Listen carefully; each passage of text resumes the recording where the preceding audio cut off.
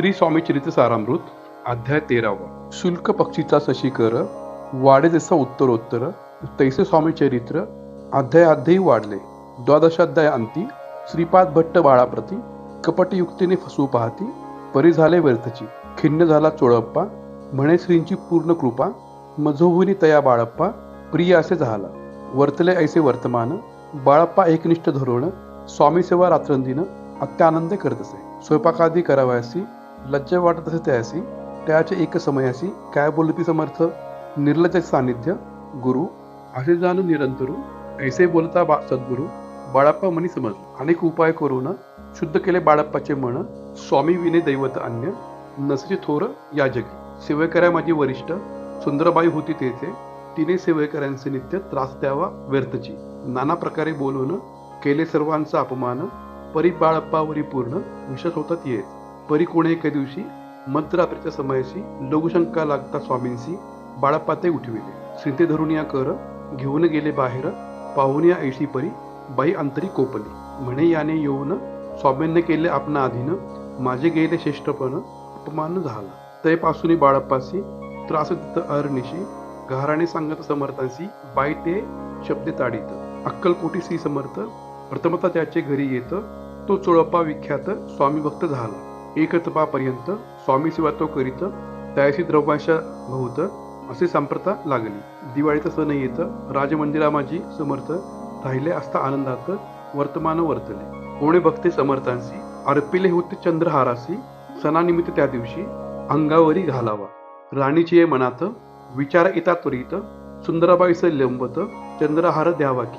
सुंदराबाई बोलली तो आहे चोळप्प्याजवळी ऐसा ऐकता काळी जमादार पाठवीत. गंगूलाल जमादार चोळप्प्याजवळी ये सत्वर म्हणे द्यावाजी चंद्रहार राणेसाहेब मागती. चोळप्पा बोले तयासी हार नाही आम्हापासी बाळप्पा ठेवतो तयासी तुम्ही मागून घ्या की. ऐसे ऐकून उत्तर गंगूलाल जमादार बाळप्पा जवळी येऊन सत्वर हार मागू लागला. बाळप्पा बोले उत्तर आपणापासी चंद्रहार परी चोळप्प्यावशी त्यावर सत्ता असे सर्वस्व. ऐसे ऐकून बोलणे जमादार पुसे चोळप्पा कारणे जवाब दिदला चोळप्पाने बाळप्पा देतो तरी घेईजे.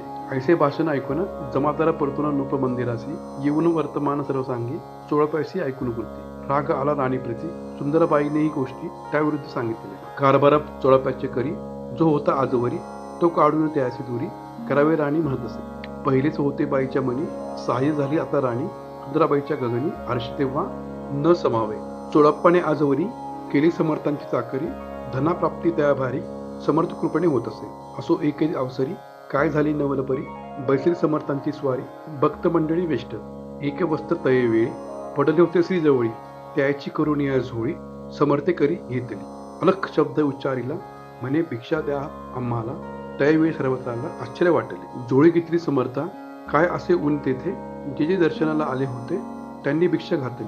कोणी एक कोणी दोन रुपये टाकती आणून न लागता एक क्षण शंभरावरी घंटी झाली. जोळीत चोळप्पा ते देऊन समर्थ बोलले काय वचन चोळप्पा तुझे फिटले रीन स्वास्थ्य आता असावे. पाहून या द्रव्यासी आनंद झाला तयासी परिण आले मानसी श्रीचरण अंतरात तयाची झाले मास दोन. पुढे काय झाले वर्तमान राणींच्या आज्ञेने शिपाई दोन स्वामी जवळी पातळ. त्यांनी उठवून चोळप्यासी आपण बसले स्वामीपाशी चोळप्याच्या मानसी दुःख फार झाले. स्वामी पुढे वस्तू येती त्या शिपाई उचलती चोळप्पा काही न देती तरी घेते हिरोवणी. चोळप्यास दूर केले बाईस बरे वाटले ऐसे काही दिवस गेले बाळप्पा सेवा करतात. कोणे एका अवसरी सुंदरबाई बाळप्पावरी रागवणे दुष्टतरी तांडण करी भोवसाळ. ते ऐकून बाळप्पासी दुःख झाले मानसी सोडून स्वामी चरणासी म्हणती जावे येथोनी. ऐसा केला विचार झाली असता रात्र बाळप्पा गेले बिराडावर खिन्न झाले मानसी. आज्ञा समर्थांची घेऊन म्हणती जावं येथोनी याकरिता दुसरे दिनी समर्थ जवळी पातले. आपली आज्ञा घ्यावयासी बाळप्पा येतो या समयासी अंतर्ज्ञानी समर्थांशी तत्काळ विविध झाले. तेव्हा एक सेवेकऱ्यासी बोलले काय समर्थ बाळप्पा दर्शनाशी येत त्यासी आसन दाखवावे. बाळप्पा येत त्या स्थानी आसन दाविले सेवेकऱ्यांनी तेव्हा समजले निजमणी आज्ञा आपण मिळेना कोठे मांडावे आसन. विचार पडला त्या लागून तो त्याच रात्री स्वप्न बाळप्पाने दाखिले. श्रीरामाचे मंदिर स्वप्नी आले सुंदर तेथे जाऊन सत्वर आसन त्याची मांडिले. श्री स्वामी समर्थ या मंत्राचा जप करीत एक वेळा दर्शन येत विषभ ठेवीत जपाचं. काढून दिले बाळाप्यासी आनंद झाला बाईसी, गर्व भरे ती कोणाशी मानिनाशी झाली. सुंदरबाई करावे दूर समर्थन झाला विचार, त्याप्रमाणे चमत्कार करुणे दाविती. जे कोणी दर्शना येती त्यासे बाई द्रव्य मागत, धन धान्य साठवित ऐसे प्रकारे करुणे. बाईचे कृत्य दरबारी विविध केले थोर थोरी, बाईने राहावे दोरी श्रीचरणापासून. परिराणीची प्रीती बाईवरी बहु होते, या कारणे कोणप्रती धैर्य काही होईना. अक्कलकोटी त्या अवसरी माधव बर्वे कारभारी, त्याचे हुकुमदार सत्वरी बाईस दूर करावे. परिराणीचा भिवोनी तैसे न केले त्यानी, समर्थ दर्शनासाठी एके दिनी कारभारी पातले.